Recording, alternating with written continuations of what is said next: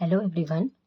हमने जो class 12th का जो सीरीज स्टार्ट किया chapter 4 admission of a new partner, तो उसमें हम क्या क्या क्वेश्चन सॉल्व कर रहे थे कि जब नया पार्टनर बिजनेस में आता है तो ओल्ड पार्टनर्स के रेशियो में कमी हो जाती है।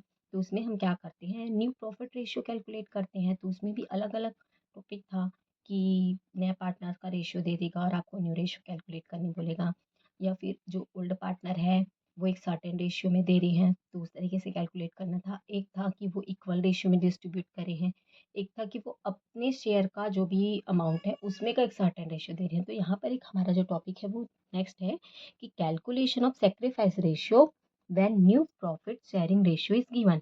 कि हम कैलकुलेट करेंगे क्या, सेक्रीफाइस रेशियो कैलकुलेट करेंगे when new profit sharing ratio is given. मतलब अब क्वेश्चन में हमें न्यू और ओल्ड दोनों रेशियो दिया रहेगा, लेकिन इसमें कैलकुलेट करना क्या होगा, सेक्रीफाइस रेशियो।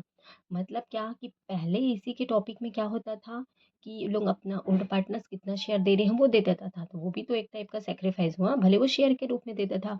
इसमें रेशियो के रूप में कैलकुलेट करना है। तो इस क्वेश्चन को हम लोग शॉर्ट में देखेंगे कि X and Y are partners in the firm. X और वाई दो पार्टनर्स है फर्म के। The old ratio, their old ratio कितना है, 5:3, जिसको हम 5/10 या 3:10 भी लिखेंगे। तो दे एडमिट जेड इनटू पार्टनरशिप, उन्होंने जेड को फर्म में एडमिट दिया पार्टनरशिप के लिए। तो their new profit sharing ratio is 5:3:2, जिसको हमने 5/10:3/10:2/10 लिखा।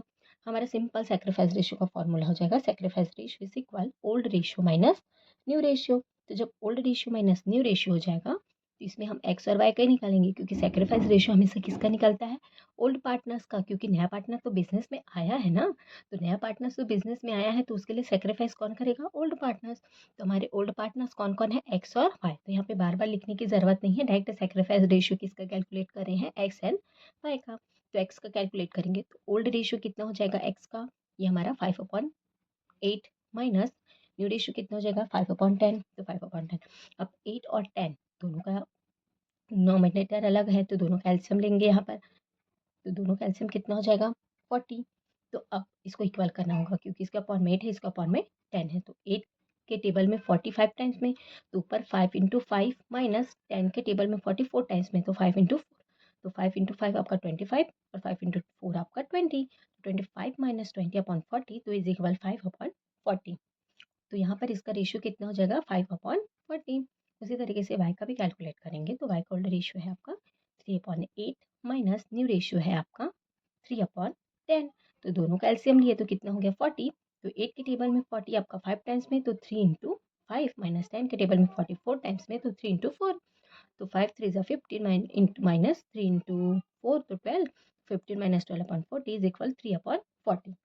तो x and y sacrifice ratio is 5/40:3/40, जिसको हम लोग 5:3 भी लिख सकते हैं। ये भले दिखने में एक छोटा सा टॉपिक है बट 12th के बोर्ड एग्जाम में हमेशा पूछे जाना वाला इंपॉर्टेंट क्वेश्चन है, क्योंकि ये रिपीटेड है। होता क्या है, चाहे हम सीजी बोर्ड से पढ़े, चाहे सीबीएसई बोर्ड से पढ़े, चाहे आईसीएसई बोर्ड से पढ़े, हमें सिर्फ कॉन्सेप्ट क्लियर होना चाहिए। चाहे आप कोई भी बुक से क्यों ना क्वेश्चन सॉल्व करो, ज़रूरी नहीं है कि आप जिस भी बोर्ड से पढ़ रहे हो तो उसी बोर्ड बोर्ड के हर क्वेश्चंस आपको बनाने आने चाहिए, या आपके कॉपी में हर क्वेश्चन बना होना चाहिए। ज़्यादा क्वेश्चन बनाना इंपॉर्टेंट नहीं होता, इंपॉर्टेंट होता है कॉन्सेप्ट क्लियर होना। अगर आपको कॉन्सेप्ट क्लियर है तो आपको कोई भी बुक्स क्यों ना दे दी जाए, आप उसको सॉल्व कर सकते हैं। तो हमारा एम ये है कि हम आपको कॉन्सेप्ट क्लियर करवाएं, ना कि उसको आपको रिपीटेशन करवाए कि आपको ये बनाना आना चाहिए, ये इसको नोट करना चाहिए, नहीं। कॉन्सेप्ट ये है कि हम आपको क्या करवाएं, कॉन्सेप्ट क्लियर कराएं। अब जो कॉन्सेप्ट आप 2 से 3 क्वेश्चन को अच्छे से करके कर सकते हैं, उसके लिए आपको कॉपी में 10 से 20 क्वेश्चन उसको लिखने की ज़रूरी नहीं है। इम्पॉर्टेंट क्या है, हमें प्रैक्टिस करना। तो कॉन्सेप्ट क्लियर होने के बाद ही हम क्या कर सकते हैं, प्रैक्टिस एंड रिविज़न कर सकते हैं। Thank you class.